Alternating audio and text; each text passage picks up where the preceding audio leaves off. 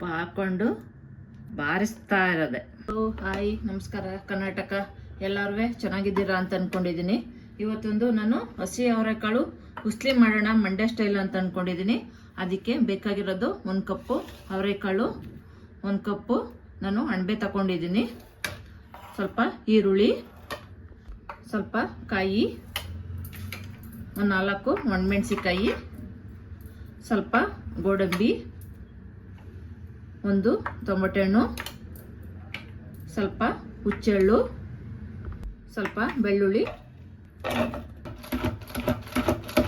ಇವಾಗ ಖಾರಕ್ಕೆ ರೆಡಿ ಮಾಡ್ಕೊಳ್ಳೋಣ.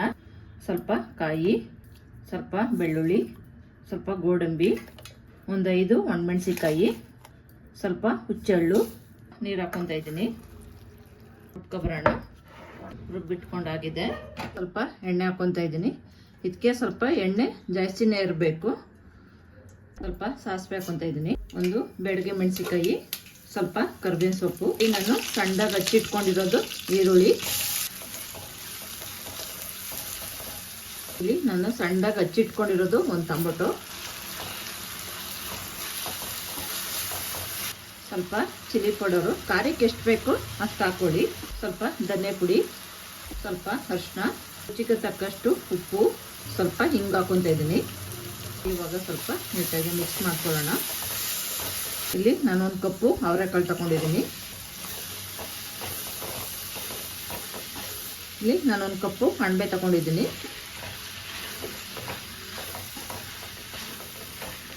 ರುಬ್ಬಿಟ್ಕೊಂಡಿರ್ತೀವೋ ಆ ಮಸಾಲೆ ಹಾಕ್ಕೊಬೇಕು. ಇವಾಗ ಅದು ಮಸಾಲೆ ಎಲ್ಲ ನೀಟಾಗಿ ಮಿಕ್ಸ್ ಮಾಡ್ಕೊಳ್ಳೋಣ. ಸ್ವಲ್ಪ ನೀರು ಹಾಕ್ಕೊತಾ ಇದ್ದೀನಿ. ನಿಮ್ಗೆಷ್ಟು ಅದಕ್ಕೆ ನೀರು ಬೇಕು ಅಷ್ಟು ಮಾತ್ರ ಹಾಕ್ಕೊಳ್ಳಿ. ಇವಾಗ ಹಸಿ ಅವರೆಕಾಳು ಉಸ್ಲಿ ರೆಡಿ. ಈ ಥರ ಇಷ್ಟಕ್ಕೆ ಬೆಂದು ಇಷ್ಟು ಗಟ್ಟಿ ಬರಬೇಕು. ಇಷ್ಟು ಗಟ್ಟಿ ಬಂದರೆ ಮುದ್ದೆಗೆ ಚೆನ್ನಾಗಿರುತ್ತೆ. ಅಲ್ಲೇ ಸ್ವಲ್ಪ ಕೊತ್ತಂಬರಿ ಸೊಪ್ಪು ಹಾಕ್ಕೊತಾ ಇದ್ದೀನಿ. ಬಿಸಿ ಬಿಸಿ ಮುದ್ದೆ ತುಪ್ಪ ಹಾಕ್ಕೊಂಡು ಅವರೆಕಾಳು ಉಸ್ಲಿ ಹಾಕ್ಕೊಂಡು ಬಾರಿಸ್ತಾ ಇರೋದೆ.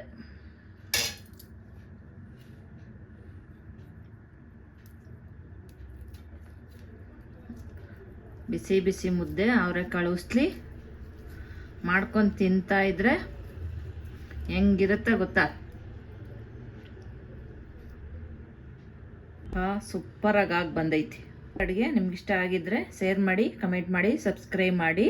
ಬಿಸಿ ಬಿಸಿಯಾಗಿ ಮಾಡ್ಕೊಳ್ಳಿ, ತಿನ್ಕೊಳ್ಳಿ, ಚೆನ್ನಾಗಿರಿ. ನಮ್ಮ ಪೇಜು ಫಾಲೋ ಮಾಡಿ.